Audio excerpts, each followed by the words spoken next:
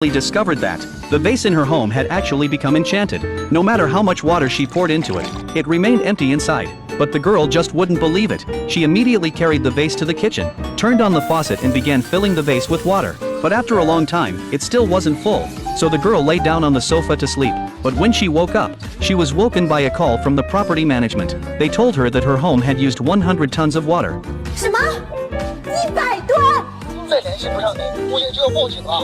我们小区这水电不可钱，工动全国的损失1个晚上就用了80多吨水。In fact, the vase was connected to ancient times, where water gushed out of the vase like a spring, which delighted the soldiers who had long suffered from water shortages. They believed it was a gift from the heavens. But the modern-day girl, put off by the high water bill, turned off the faucet immediately. She then carefully checked the inside of the vase, only to be shocked that it was still empty. The girl thought, since this vase can hold so much, I might as well let it hold more. So she placed leftover food from the fridge on the vase, and the next second, the food vanished. Although the ancient soldiers had solved their water problem, they still starved without food. Just then, a bowl of white rice fell out of the vase. A soldier picked it up and took a bite.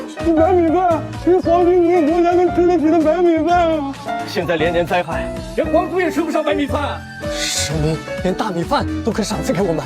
Believing it was a gift from the gods, and then a pile of food fell from the vase, making the soldiers overjoyed.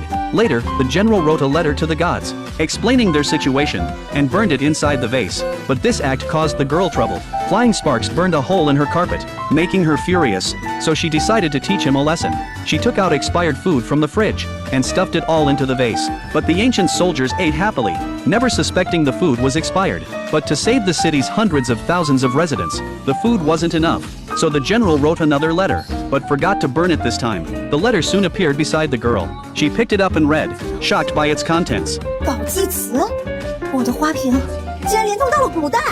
大启初元3年，战家军镇守边关要塞。蛮族30万士兵把镇兵围城死trận，战士20万，战死之2万人，城中百姓20万，饿死无数，只剩8万人苟延残喘。什么？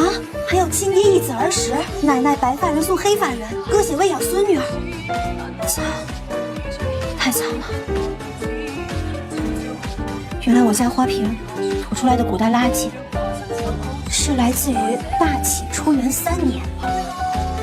可是历史上没有这个朝代啊。To find out the truth, she wrote back to the general immediately, saying she wasn't a god, but was willing to help him and the city's people, asking what they needed most. The general was overjoyed to read her reply, and started writing at once. 镇关现在最缺的就是水和粮，有了水就能救全州的数万人，有了粮就不会出现人吃人的景象。